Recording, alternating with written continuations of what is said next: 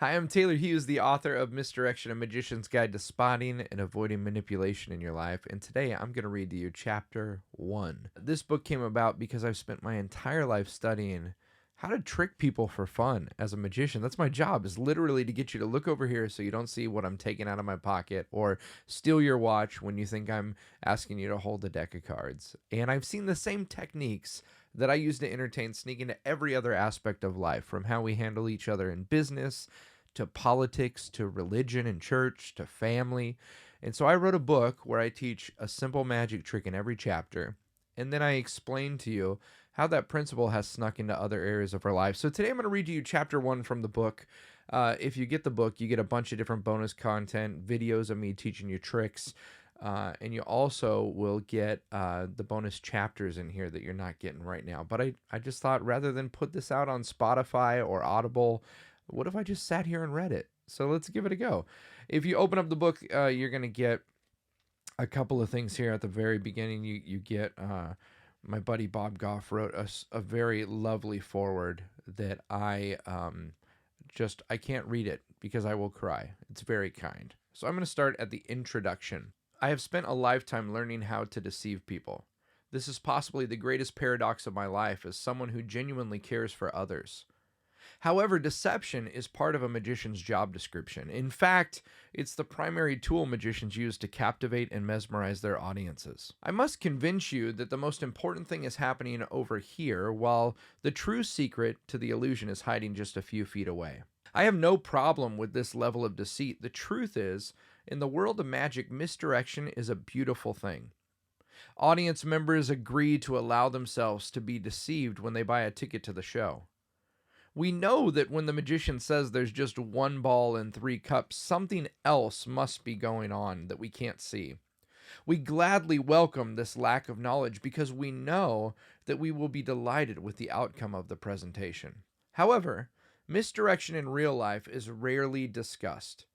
Misdirection has found its way off the theatrical stage and into business, politics, and even churches. In some cases, the people utilizing these techniques of distraction are unaware of the harm they are causing. However, in more scenarios than we would like to admit, the motives are much more intentional and detrimental. So, read on. When you learn to recognize misdirection, you'll see what and who is really calling the shots in your life, your work, and your community. It's time for us to learn the tricks of the trade so that we can help each other avoid the traps of misdirection that are being set before us daily. Not to make us live in fear of the unknown, but to discover the freedom that comes from asking the right questions. Along the way, you may even find that there are some areas where you're misdirecting yourself. In each chapter, we'll discuss several ways that misdirection occurs in our daily activities, and afterward, I'll explain a magic trick in detail to give you a peek into the methods of misdirection. In addition, you can visit the secret website posted in the book to see videos about how these are done. Chapter 1. Misdirection in Marketing and Sales. As my wife and I walked onto the car dealership lot, I leaned over and said, "We aren't buying a car today." The funny thing is, I actually believed this, not realizing that the same manipulation I used to make my living was about to be used against me with great success. Method 1 in this chapter is controlling the conversation. If you have ever visited a used car dealership, you know the mental gymnastics you can go through as you contemplate a purchase. You enter the lot with your guard up and you tell yourself you're just there to browse. In fact, that is the first thing you say when you are approached by a salesman who looks a little too calm and confident. You quickly determine by the tailoring of his suit and the wristwatch he's wearing that this guy is an expert at closing the deal, but you will not be falling for his tactics. He tells you, take all the time you want and look around. As he heads back into the office, he asks, "Is there a certain model you want to look at?" You tell him, and he says, "Oh, we have a few over here." Then casually asks, "What's your favorite color?" You tell him you like black, and before you know it, you are sitting in the driver's seat of the exact car you just mentioned. The whole time you are waiting for him to say the classic used car salesman line, "What is it going to take for you to drive this home today?" He never says it, though. He just continues asking you questions that happen to be loosely related to the car. Do you have kids? I bet they enjoy watching movies. Did I mention this has a TV built in the back of each headrest? He doesn't seem to be selling you at all. He's just talking to you about normal stuff. You let down your guard as you take the car for a test drive. The whole time, the salesman continues asking you seemingly unrelated things. I noticed you have an iPhone. Do you like it? As you share why you love your phone, he mentions that this car comes equipped with Apple CarPlay. Before you know it, you are signing paperwork and driving off the lot, feeling great about the decision you've made all on your own. We all want to think that these sales tactics won't work on us, that we are impervious to the influence of others. That is why when it does happen to us, we justify the choices we made as if we did exactly what we wanted all along. We tell our friends about the purchase like it's the greatest decision we have ever made. It almost sounds like we are trying to convince them to buy one too, but in reality, we are trying to convince ourselves that we didn't just make a mistake. My father-in-law once told me that people have to continue convincing themselves that they had made the right decision so that they don't live with regret. Very insightful and also concerning, considering it was coming from the man who said he approved of me marrying his daughter. When I was a child, I was obsessed with TV infomercials. I loved to watch those 30-minute long sales pitches, usually for the comedic value, but also because I found the whole structure fascinating. Infomercials are designed to make us believe that the product being advertised is the secret to unlocking our true potential as humans. As somebody who loves magic and the ability to present something to skeptics in a way that will get them to believe what I am telling them, these shows were a masterclass in getting people to let down their guard. Let's look at an example of how this works. The TV voiceover starts, "Introducing the Flabbergastat 3000, and you're at home, and you're thinking to yourself, here we go again. What are they trying to sell me now? It's a revolutionary kitchen tool that will save you time, money, and stress. How's it going to do that? Just watch as Debbie loads fresh vegetables, raw meat, and grain into the Flabbergastat, and in just 3 minutes, a fully cooked meal for 4 is ready for your table." Wait, what? There's no way that this thing works. I know what you're thinking. There's no way this thing works. But don't take our word for it. Let's ask Carl. Carl's probably just a paid actor. We found Carl walking down the streets moments ago. All right, Carl, give us the truth. Truth is, I was just surprised how easy and delicious this meal was. That sounds pretty good, but it's probably too expensive. What would you expect to pay for a machine like this? I don't know, $1,000? $1,000? Not today. How much? Today only, you get the Flabbergastat 3000 for only $300. Okay, that isn't bad, but I don't have all that to spend right now. Call today and we'll split the payments into 3 monthly installments. Oh, that's great, but it's still a little too expensive. Call in the next 10 minutes and we'll knock off one of the payments. This is too good to pass up, but I'm supposed to use this money to buy a present for my mom's birthday.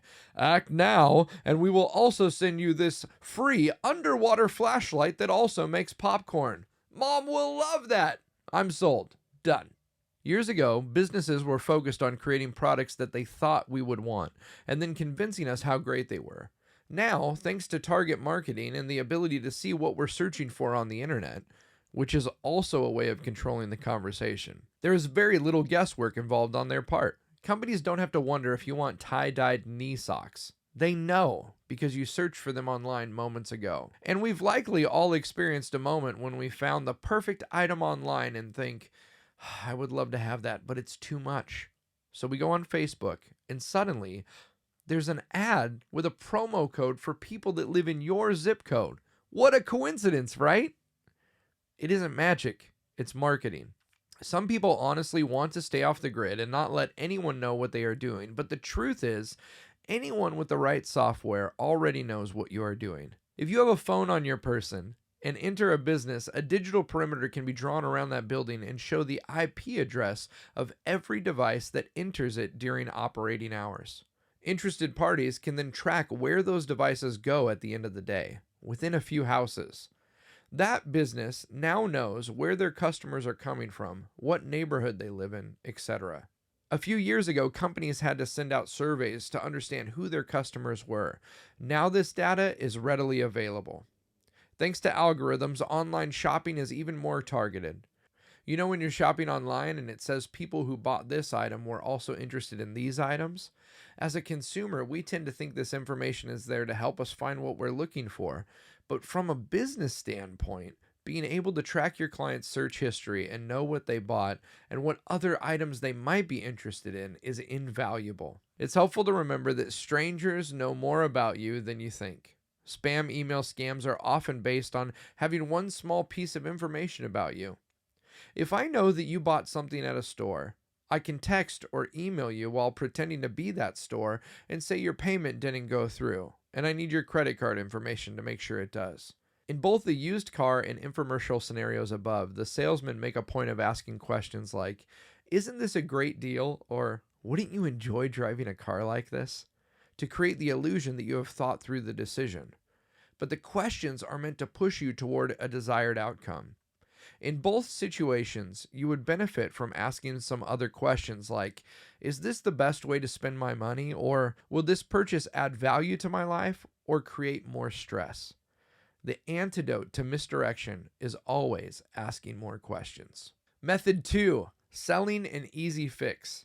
It can be easy to believe that someone else knows what's best, and if we just follow these simple steps, join that program, or buy that product, your life will be better. One-stop shop solutions are attractive because they appear to save us time, money, or effort. But some of life's biggest problems don't have simple answers. Paying someone else who says they will achieve your goals for you might even seem like a good idea. But often these deals are full of empty promises and false advertisements. Our desire to have it all without having to do it all makes us susceptible to these type of scams. There is a game in Las Vegas that isn't played on the casino floor, but rather on the sidewalk out front. It consists of a makeshift table, usually an upside-down trash can or a cardboard box, between the person playing the game and the passerby hoping to win. This procedure goes by different names, such as Find the Lady, the three-card Monte, the old shell game. The game pieces vary from playing cards to walnut shells. Sometimes 3 upside-down cups and a ball are employed. All you need to know, though, is this is a game you can't win. Even calling it a game is misleading. This is a con. The person throwing the cards or mixing the cups is a skilled sleight of hand artist, and every word, movement, and nuance has been carefully choreographed to ensure you leave without your money. How do you recognize one of these games? The first thing is you'll see a crowd of people gathered around one person explaining the rules.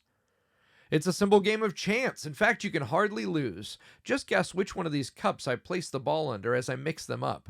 You are guaranteed to be correct at least a third of the time. You watch as someone approaches the man, he bets $20 and correctly guesses which cup the ball is under. The person mixing up the cup says double or nothing. The player takes the bet and wins.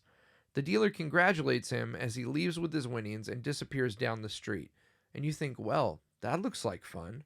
You observe another game and see someone lose, but you are certain if they had chosen the cup you were thinking of, they would have won. So you step up to the plate, already planning what you will do with your winnings. You bet big and lose it all. How is this possible? The reality is the dealer is a magician who has never lost the game. He is so skilled in the invisible acrobatics required to make the ball move effortlessly from one cup to another that you will never see the moment when he actually takes advantage of you. If this is the case, though, what about the person you just watched win big? Well, he's in on it. The technical name for this role is the shill, and that person is the dealer's secret partner. They will meet up later to divide the winnings. I've spent countless hours studying this game. It's a beautiful symphony of deceit. The irony is most of the time the loser walks away having a great time and not realize that they've been conned. It is easy to feel bad for those who have been scammed in this way, to feel they've been victims of a cruel game. However, the individual's desire to get rich quickly is what led them down this path of misdirection. Because we want to believe it is possible to win this low-risk, high-reward game, we overlook many things that should have caused us to pause before playing. If the dealer was repeatedly losing, why would he keep offering to play? If it is possible to win big, why have we never heard those stories? You can, however, recall stories of someone betting it all and losing. Our own greed clouds our vision. We need to ask ourselves some tough questions about our intentions. Just as there is a name for the shill who helps build the illusion, there is one used to describe the person being conned: the mark. Professional con artists spend a great deal of time determining who will most likely fall for their schemes. The game doesn't work on everyone, so you want to find a mark who will be an easy target. The best mark is one who is so focused on what's in it for them that they make poor decisions along the way. A guy trying to impress his girlfriend, a casino patron who wants to win back what she just lost, or a boss who wants to show his employees at the end of a convention how smart he is. Our pride, greed, and ego tend to lead us into these type of traps. I have presented versions of this game on stage many times, and I can tell you that success is based loosely on sleight of hand skills, but mostly on choosing the right mark. Stealing a volunteer's watch has been a staple in my show for years. It's a skill that takes an insane amount of practice and guts to pull off. Get it? Pull off? I always return pickpocketed goods, and because I'm not collecting items to sell, I don't go for the most expensive or difficult watches to steal. While I have learned different techniques to acquire almost any type of watch, some are easier to get off than others. Therefore, I generally go for watches that are easier to remove. Why would I work harder than I need to? This is also true of real con artists. They are looking for easy marks because the quicker they can take advantage of you, the sooner they can move on to the next victim. Your goal should be becoming a terrible mark. This starts with asking the right questions. Method 3.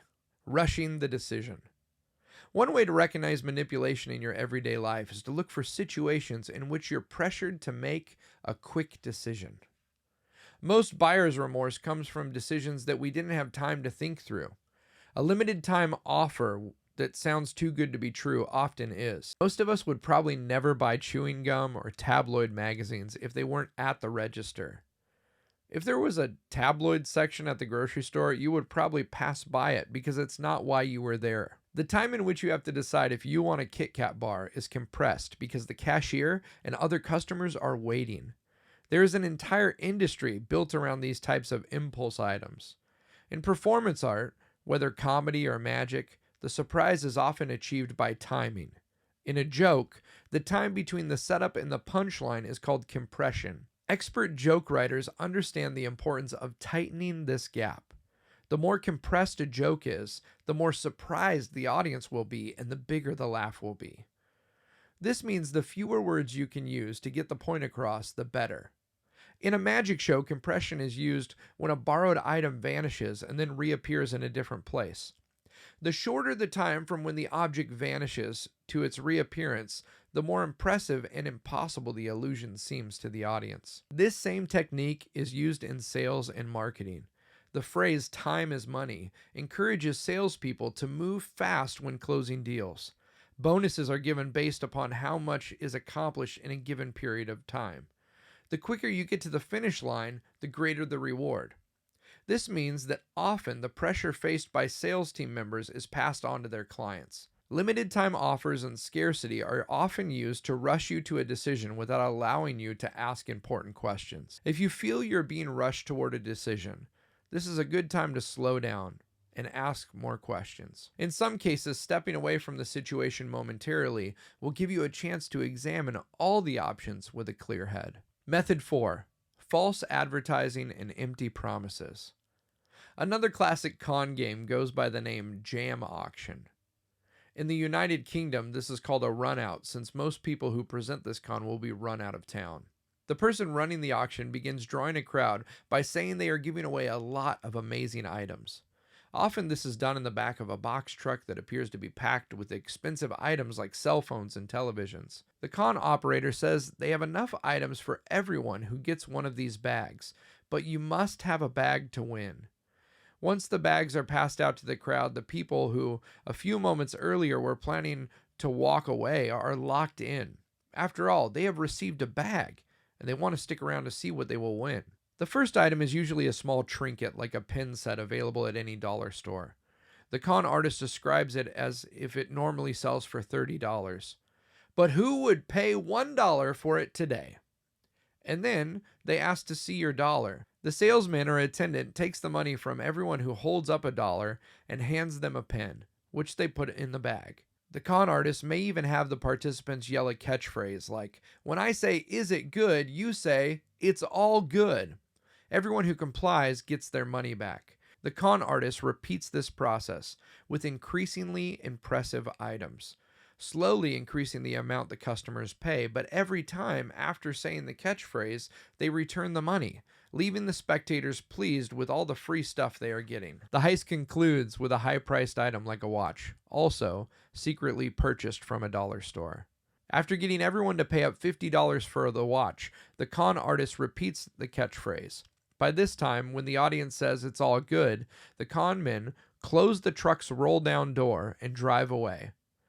Everyone in the audience is left holding a bag of things they didn't want that's worth about $5 when they paid $50. The psychology behind this over-promising and under-delivering is similar to many modern-day marketing techniques. Have you ever seen a commercial for a new hamburger that you just had to try, only to get the actual thing and find out it looked nothing like what you saw in the commercial? We can easily get caught up in the excitement of advertisement and marketing campaigns, but if we learn to slow down and ask some questions, it is possible to spot misdirection and run it out of town. Next time you're out shopping, whether in person or online, slow down, take a breath, reflect before you act. On the next page are some questions to ask when you're facing a purchasing decision. Better yet, ask these questions with your family or a group of friends. Together, you can demystify the misdirection we all commonly face. As with most types of misdirection, we need to take a look past the information being presented to us and ask some different questions. Every day we make choices and too often assume that no one else has influenced our decisions. Everything from the shampoo we buy to the clothing we pick out at the store has been influenced through marketing. As you go about your day, take notice of how many influential ads you can count before it becomes overwhelming. Remember that this exposure is happening constantly, and it is having an impact, whether you realize it or not. We end every chapter with some questions, and here's some questions to ask yourself when you have a sales situation you're involved in. Question number 1. What problem am I trying to solve? Will this purchase address that issue, and will it create other issues? Question 2. Is this fulfilling a need or just a desire? Question 3. Have I taken adequate time to consider this decision? Question 4. Who do I know that would have a good perspective on this situation? Can I ask that person for advice? And question 5. By making this purchase, what am I saying yes to, and what am I saying no to as a result? This has been Chapter 1 of Misdirection, A Magician's Guide to Spotting and Avoiding Manipulation. Wait for the autofocus. It's available everywhere now. You can get this on Amazon or Barnes & Noble, wherever you get books. And in the book, it comes with bonus content, tricks that you can learn, and also video lessons that are not available here online. I hope you enjoyed this. I had a great time sitting down and reading this. If you want me to do another chapter, let me know in the comments. And if you're reading the book, let me know what you think. Appreciate y'all. Talk to you soon.